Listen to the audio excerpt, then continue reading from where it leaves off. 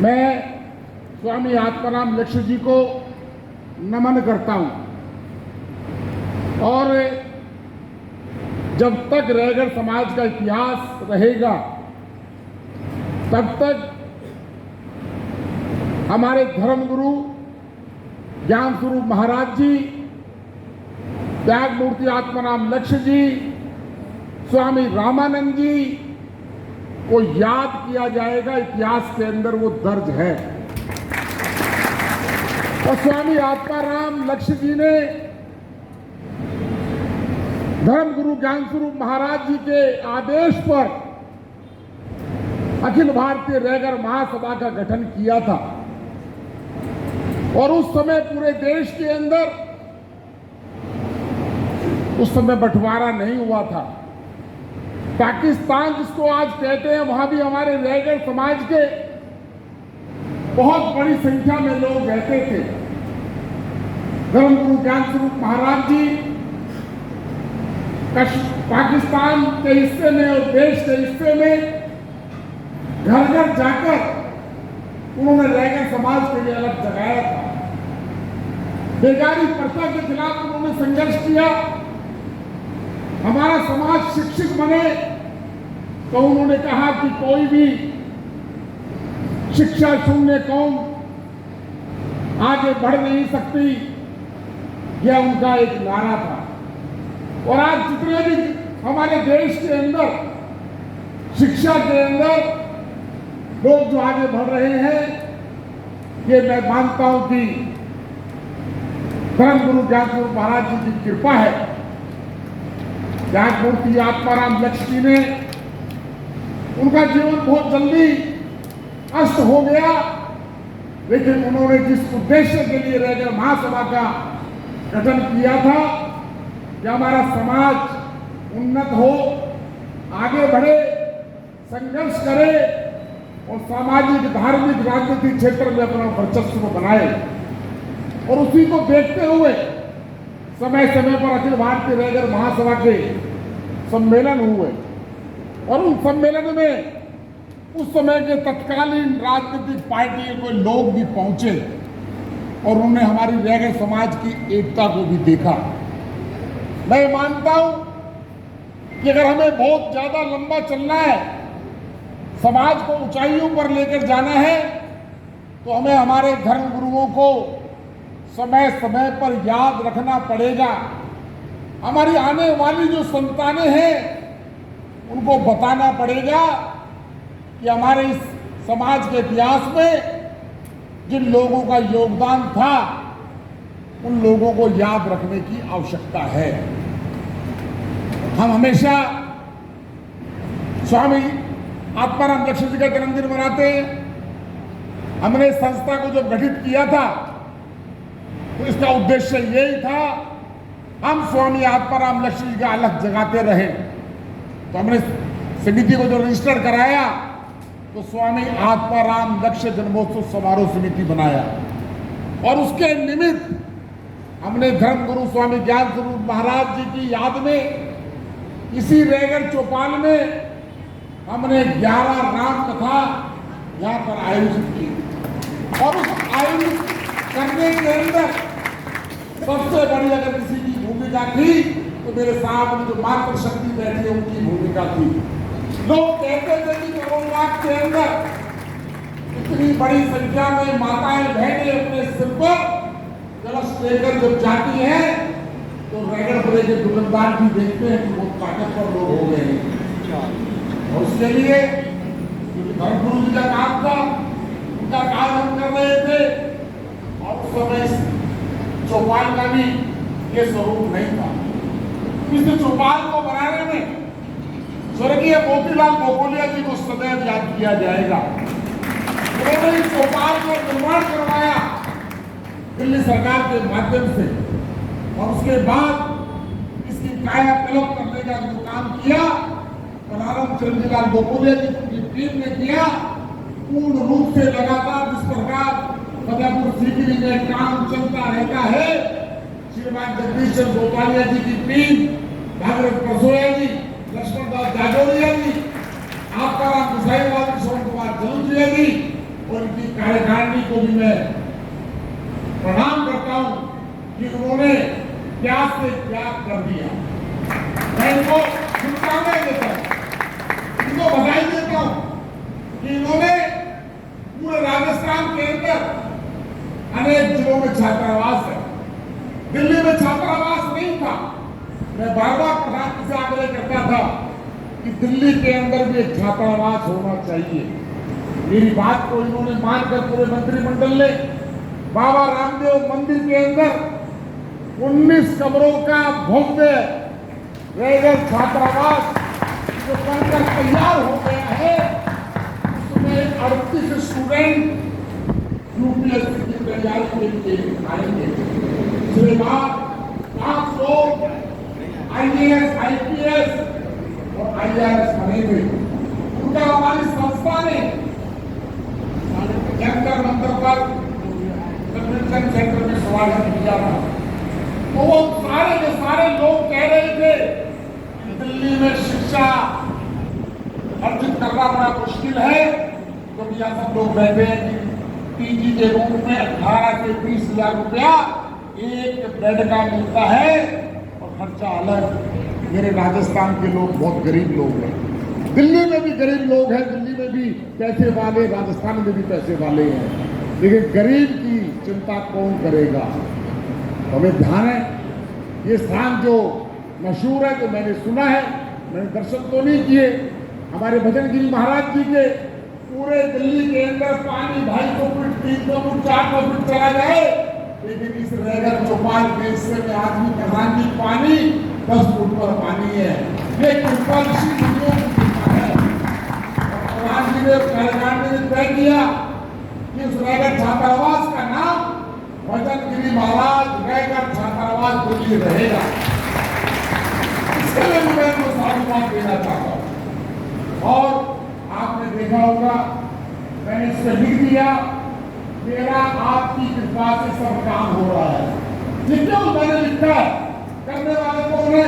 करने वाले मेरे सामने जो लोग बैठे हुए हैं, मेरा नाम हो रहा है। पर्दे के पीछे जो लोग मुझे ताकत देते हैं, जो मंच पर बैठे हैं, नीचे बैठे हैं, मेरे सामने बैठे हैं। क्योंकि जब हमने स्वामी आत्माराम लक्ष्य संस्था का बना दिया, तो जब मुझे राजस्थान से टेलीफोन आया, राजस्थान के अंदर 3 व्यक्तियों को झाड़की के अंदर पट्टों पर काम करने वालों की रीढ़ की हड्डी खत्म हो गई, तो हमने आपके सामने झोली फैलाई। 1 लाख, 2 लाख, 2,75,000 रुपए का चेक हमारे समिति के लोग वहां जाकर देकर, अब मुझे याद नहीं है, मैं उत्तर में लाया हूं, मैंने आपका नाम होगा जरा बताना। अन्नू रेगर जो 5 साल की बालिका थी, उस बालिका को सुनना और बोलना कम हो गया था। उन्होंने कहा कि इसका ऑपरेशन होगा, और ऑपरेशन के अंदर अपोलो मद्रास के डॉक्टर आएंगे। तो वो पहला सरकारी अस्पताल में ऑपरेशन था। उसके पिता ने मुझे विश्राम रेगर ने संपर्क किया। मैंने मेरे साथी को कहा कि हमें उसकी मदद करनी चाहिए। अब मुझे राशि याद नहीं, शायद 2,92,000 रुपए का चेक लेकर आए और मुझे खुशी हुई। जब सफल हुआ, 15 दिन बाद उसके पिताजी का फोन आया, मेरी बेटी समाज की दुआओं से, जो हमने वैसा नहीं किया, राजस्थान के लोगों ने भी 10 लाख इकट्ठा किया था, 25 लाख रुपया वहां पर दिया गया। हमारे वहां के सांसद, उन्होंने प्रधानमंत्री जी से 5 लाख रुपए दिलवाए। वहां के हमारे मुख्यमंत्री जी की सहायता की। आज जो बच्ची जो है सुन भी रही है, बोल भी रही है, ये है आत्माराम लक्ष्य संस्थान के कार्य। मैं राजस्थान से आ रहा था, पता लगा कि एक भयंकर एक्सीडेंट हो गया। एक परिवार के 4 लोग जो अपने पूर्वजों की अस्थियां लेकर जयपुर जा रहे थे, वापस आते हुए 4 लोग परिवार के मारे गए। फिर मेरे समाज के लोगों से अपील की, हमें उनकी मदद करनी चाहिए।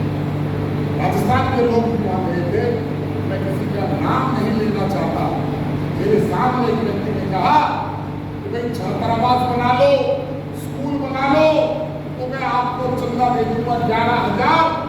वरना अरे भाई, इनकी क्या गलती थी? दुर्घटना केंद्र सरकार जब देगी तब देगी।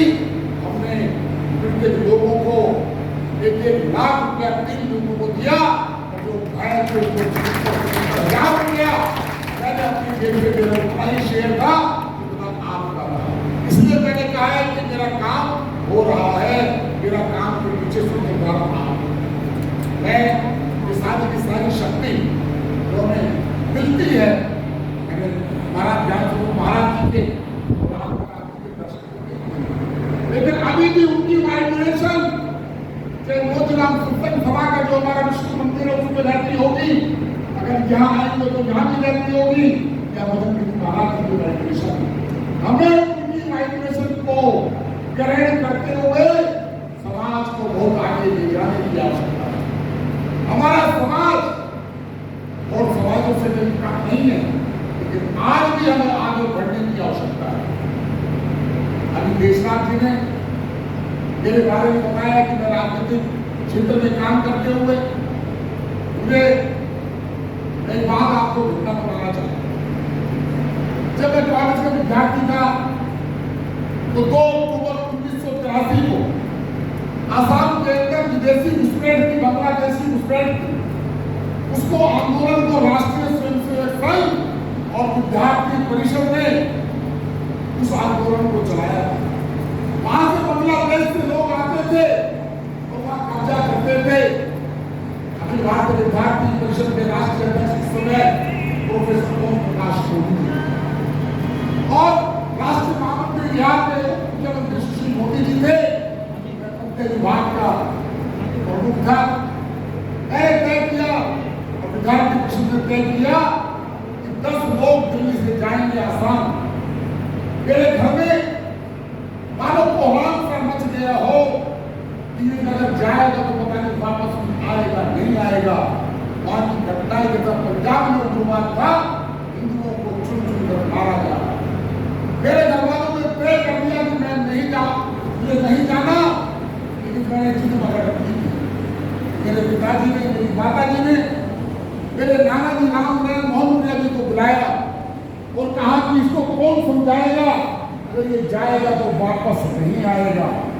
तो मेरे नाना जी का 1 मिनट का सोचने का समय नहीं लिया उन्होंने कहा कि जब आपने इसको इस लाइन में डाला है तो इसको रोकना नहीं चाहिए।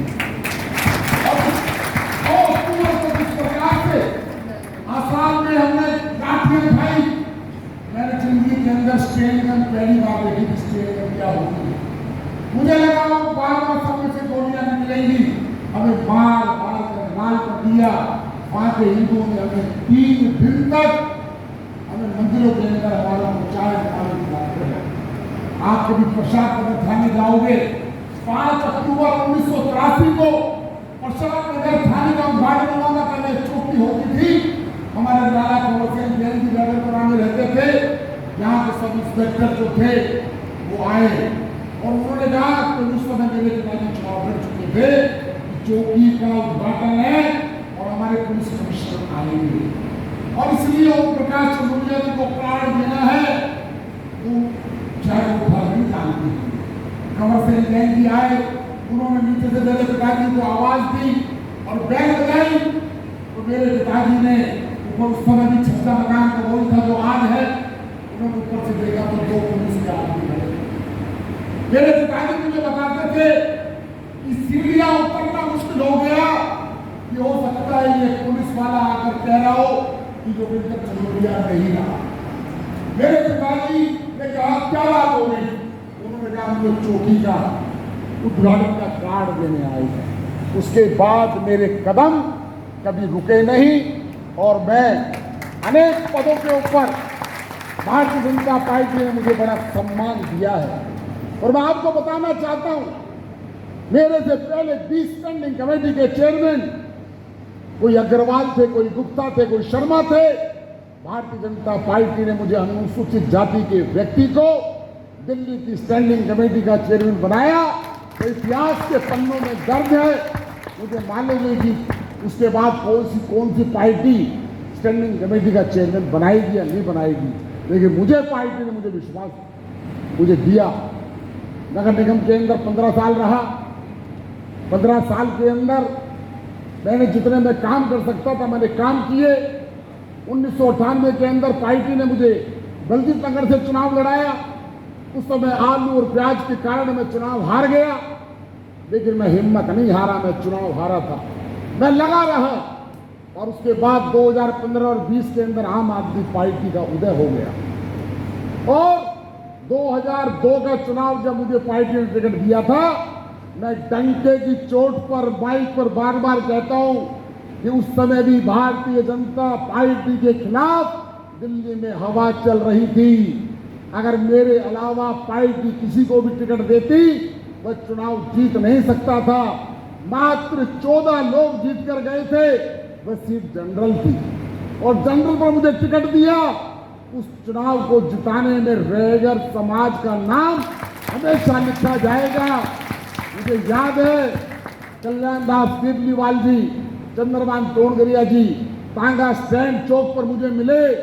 जब मैं रूपचंद गुप्ता जी के पास गया, मैं कहा मुझे नॉमिनेशन भरवाने आपने चलना है। उन्होंने कहा कि योगेंद्र चंदोलिया ही जीतेगा। तब ऐसे लोगों ने जिन्होंने कांग्रेस के अलावा वोट ना दिया हो, तो फिर योगेंद्र चंदोलिया को रैगर समाज जब जाग गया हो तो परमात्मा ही हरा सकता था, लेकिन परमात्मा भी मेरे साथ था आप लोगों के कारण। लेकिन 2015 और 2020 की मन के अंदर पीड़ा लंबे समय तक रहेगी, बहुत लंबे समय तक रहेगी। मैं 2015 और 2020 में बुरी तरह से हारा हूं, हारा नहीं हूं, बुरी तरह से हारा हूं। मेरे से तो मेरे समाज ने भी मुख मोड़ लिया, मेरा समाज भी भावनाओं में बह गया था। लेकिन मैं जब यहां पर आया था मेरे पार्टी के कार्यकर्ताओं को धन्यवाद करने के लिए, तो मेरे सारे कार्यकर्ता जब 400 लोग एक दिन पहले थे और जब मैं हार गया तो कार्यकर्ता भी शर्म के मारे नहीं हारा। मैंने उनके लिए चाय पकौड़े बनाए थे, तो मैंने कहा अरे भाई सुनो, मैं आज वो भाषण देने के लिए नहीं आया। मेरे साथ कार्यकर्ता थे और हमारे विरोधी के पास जनता थी। जनता ज्यादा होती है, कार्यकर्ता कम हो गए, इसलिए वो जीत गया। और अगर बगैर वैसे आ जाए तो मैं आज भी कमजोर नहीं हूं, मैं आज भी, लेकिन मेरे समाज ने थोड़ा सा मुख मोड़ा, उसका राजनीतिक दूर तक मैसेज चला गया। और मैं आज भारतीय जनता पार्टी ने मुझे प्रदेश का महामंत्री बनाया। मेरे से पहले भी बहन मीरा कंवरिया जी को पार्टी ने महामंत्री बनाया था और लोकसभा का बाहरी दिल्ली से चुनाव लड़ाया था। यह काम भारतीय जनता पार्टी कर सकती है। और मैं आपको फिर विश्वास बताना चाहता हूं कि मैं मंदिर के प्रांगण में बैठा था, मुझे मालूम था मुझे पार्टी उपाध्यक्ष बनाएगी। मैंने सोचा नहीं था कि मुझे महामंत्री बनाएगी। मुझे 2 व्यक्तियों के फोन आए, उन्होंने कहा आपको बधाई हो कि हर्ष मल्होत्रा योगेंद्र चंदोलिया कमलजीत चारों महामंत्री हो गए। मैंने मुझे जानकारी दी। एक मिनट बाद दूसरे कार्यकर्ता का फोन आया, उसने कहा कि आप महामंत्री हो गए हो। मैंने कहा पार्टी नाम कौन से है? तुरंत जो है मैंने रंजन को कहा कि फेसबुक खोलो, तो मुझे महामंत्री बना दिया गया। और मेरे महामंत्री बनने पर भी पार्टी के सामने एक बहुत बड़ा क्वेश्चन किया। यह है हमारी सोचने की बात। उन्होंने कहा, बाद में मुझे कहा उन्होंने कि हम जिस व्यक्ति को महामंत्री बना रहे हैं वो कैडर का तो व्यक्ति है और वह दिल्ली सरकार को ठोकने का भी काम कर सकता है, लेकिन उसकी बिरादरी बहुत है। उसकी बिरादरी करना, इसलिए किसी जाटा समाज के आदमी को बनाओ और किसी वाल्मीकि समाज के आदमी को बनाओ, कोली को बनाओ, खटिक समाज को बनाओ। पार्टी ने कहा कि ये चुनाव का विषय नहीं है, पार्टी को संघर्ष का विषय है। इसलिए योगेंद्र चंदोलिया के अनुभव को वो अनुभवी मुझे आप लोगों ने आगे बढ़ाया है। जो शक्ति आप लोगों ने दी है मुझे पार्टी ने महामंत्री बनाया। अभी देशराज जी बता रहे थे, कल हमारे अटल बिहारी वाजपेयी जी की पुण्यतिथि थी। मैं टीवी के ऊपर मैं भी कहीं नजर आ रहा था, पार्टी ने मुझे ऐसी जगह खड़ा कर दिया कि आपको यही खड़े होना है। पार्टी का मैं कार्यकर्ता हूँ, पार्टी जहाँ कहती है मैं जाता हूँ, मैं चुनाव में भी जाता हूँ, उस समय मैं चिंता नहीं करता कि मुझे उत्तराखंड जाना है, मुझे आसाम जाने से रुकना है।